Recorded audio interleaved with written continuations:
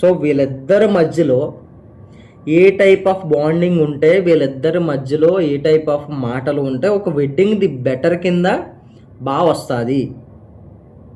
అంటే ఎలాంటి డిస్కషన్ అంటే మనీ పరంగా కానీ, అవుట్పుట్ పరంగా కానీ, ఇటు క్లయింట్స్ కానీ, ఇటువైపు ఫోటోగ్రాఫర్ కానీ ఏ విధంగా కూడా డిస్కషన్ లేకుండా అవుట్పుట్ చాలా బెస్ట్ కింద ది బెస్ట్.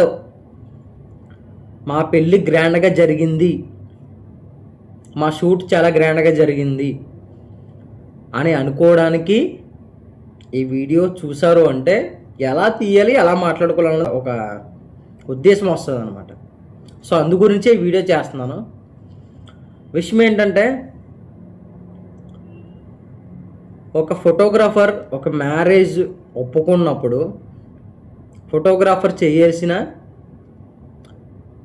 పనులు ఏంటంటే, క్లయింట్స్ చేయాల్సిన పనులు ఏంటంటే, క్లయింట్స్ ఫోటోగ్రాఫర్కి కాల్ చేసి రమ్మని చెప్తారు, ఫోటోగ్రాఫర్ వెళ్తాడు. సో మ్యారేజ్ అనేసి చెప్తారు, ఇలాగా మ్యారేజ్కి ఎంత అవుతుంది ఏంటి అనేసి క్లయింట్స్ అడగాలి. ఫోటోగ్రాఫర్ కూడా, సార్ మీ బడ్జెట్ ఎంత, మీకు ఏమేమి కావాలి, సో ఎంతమంది కెమెరామ్యాన్స్ వస్తారు అని ఫోటోగ్రాఫరు ఎక్స్ప్లెయిన్ చేసి చెప్తాడు.